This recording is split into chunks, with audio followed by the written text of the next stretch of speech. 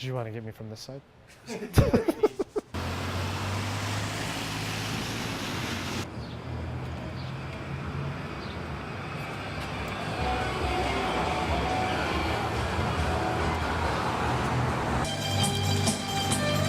Dave Stidman, one of the owners of Wax Trax Records. Hi, I'm Dave Wilkins. I'm the manager here at Wax Trax. My name is Michael. My name is Heather Ovia, and I am a counter person that works at the vinyl store. It started around 1975 with two other owners, Jim Nash and Danny Flesher. They started up on Ogden Street. Then they moved down here around 1976. Dwayne Davis and I bought this in 1978. The only thing we bought was use of the name, and we brought in our own inventory. How could you not want a job at Wax Trax? I had a friend who had a friend who needed a ride from Denver. 20 years ago, I had first moved to Denver, and that was the only thing I could think about doing was finding a record store. So she said, what kind of job do you want when you move up to Denver?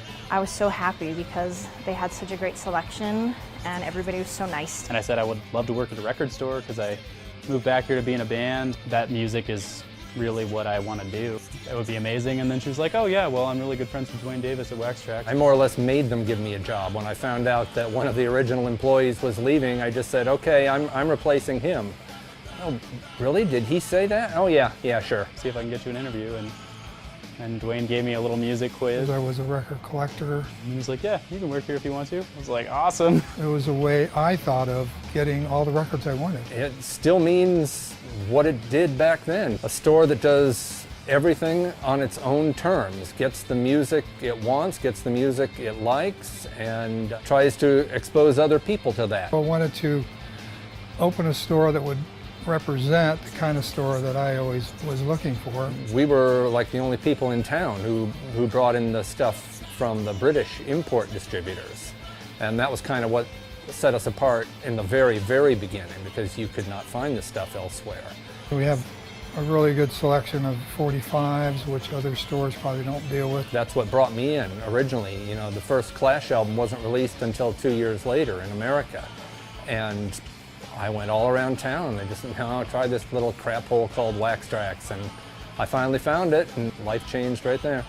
You know, a lot of people come through that haven't been here before and say it's a great store. My name is Matt Megacy. I'm owner and partner over at Mutiny Information Cafe. Ryan Policky, and I go as Late Night Weeknight. This is Jim Norris, and I am self-employed. Logan O'Connor, I play in the band MF Ruckus. And the first thing we did when we came into town was we went to Wax Trax. Bought records and CDs here since I've been pooping in my diapers. A friend of mine's big brother had loaned me this copy of the Sex Pistols. Slapped that cassette in and fell in love. We heard from the older kids that there was this really cool records shop. So then it was on a quest to find where punk rock music, where I could get it. I was like, I gotta go there. Found a zine somewhere that said about this place, and the first time we came in, it was absolutely like heaven. It was kind of like the cultural center of town. We'd come down here to get our t-shirts, at Immy Jimmy, hair bleach at Fashion Nation, and we'd get all our records and t-shirts here. Going over to the shops next door and finding like Faces of Death. So you could rent Decline of the Western Civilization, Eraserhead. And that's like when you could never find stuff like that. All my underground culture and knowledge started here. So you find a CD that you want, and you pull it up, and it's got the whole discography of. My business partner Matt and I, when we had a zine, we'd come here and we'd consign it. The first day we opened, didn't have any money. We had a pop machine here, and in order to make change, because we were starting to sell records, we had to take the money out of the pop machine. The Mercury Cafe was right on the next corner. The bands coming in to play there would hang out here. Record store day every year is pretty memorable. Getting to meet Black Flag and the Dead Kennedys. It's always just insanity. Bob Dylan has shopped here. Billy Gibbons from ZZ Top used to come in. And people buy a lot of records, and we usually have a show. People like the Ramones and X have done signings here. It's fun. The Violent Femmes have actually played in the store. What record stores bring, music is the way that we all communicate with each other without wrapping each other up in dogma. It's just like a free way to share thoughts and feelings and find out what's going on inside of you and feel types of emotions and ideas you haven't encountered before. And I think this place really has a real spirit of independence. Only way to get exposed to it here in Denver. You come in and you'd listen to what we were playing, or you'd ask us, you know, what's good in new hardcore or in new goth. I have the same people come in every Saturday. It is, by and large, the only exposure a lot of people would have. Of course, it's different now with the internet. You know, all you got to do is click a few buttons. Still, if you don't have any idea what you're looking for, that's not going to help you much. They've done really well adapting and overcoming the change in the music business. It's because there's more interest in vinyl.